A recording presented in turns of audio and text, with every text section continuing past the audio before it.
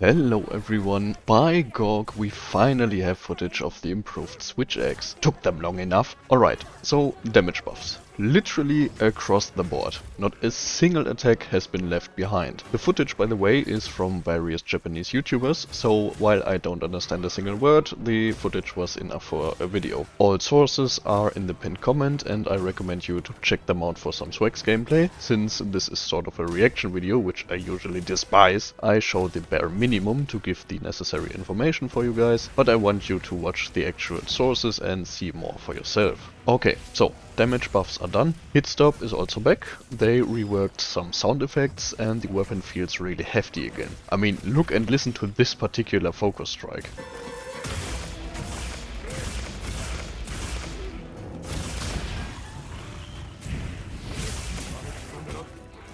Full release slash.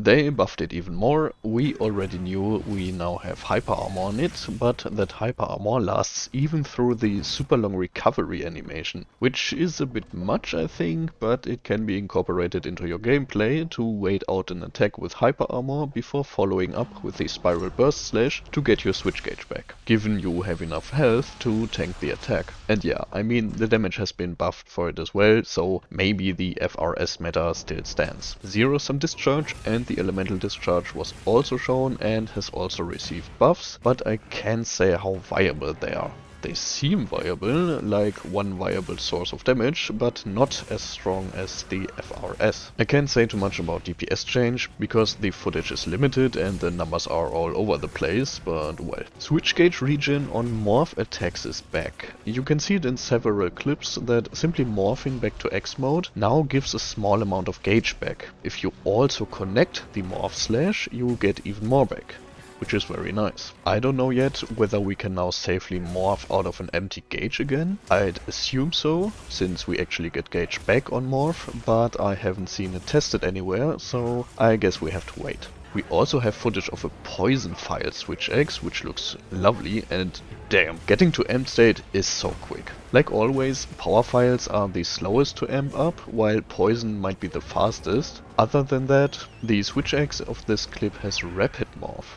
I'm like 85% sure. It looks like the general replenishment of gauge has been buffed, but there's no passive regen while having the weapon unsheathed. And we don't need it. Seriously. Passive regen is completely fine to be absent, and I didn't miss it a single time after like 2 hours of gameplay max. The sword mode counter now gives us all switch gauge back that we use to initiate it if we parry a monster perfectly. On a regular parry we still get some of it back though. And a perfect parry plus a connected heavenward flurry afterwards fills a ton of amp meter, while the chip damage has been greatly reduced on perfect parries. I would still have preferred no chip damage on a perfect counter, but with actual armor sets, higher defense and maybe even certain skills, I'm certain we'll be fine. And that is it so far. There are no changes to the moveset as far as I'm aware, which is fine for me, because the more I played Switch Axe, the more I loved it again, and honestly, even in its underperforming beta state, I don't want to go back to Iceborne. Switch Axe gained so much since Iceborne and the flow is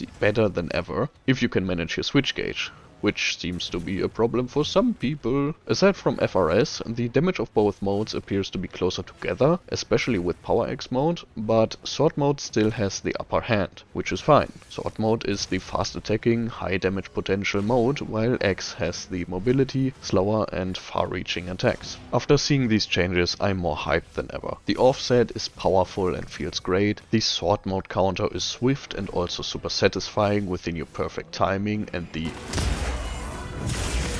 both modes are viable, you have tons of options, you can morph between modes literally anytime you want with different morph attacks. Focus mode adds even more depth to the gameplay. I feel like the skill ceiling aside from spamming FRS has been raised significantly and I'm super happy with this iteration. I guess Sunbreak players won't be happy because again you actually have to manage your gauge, but under my videos I've seen a lot of people looking forward for release and people getting used to the changes. We'll be fine guys. Let me know what you think and happy hunting.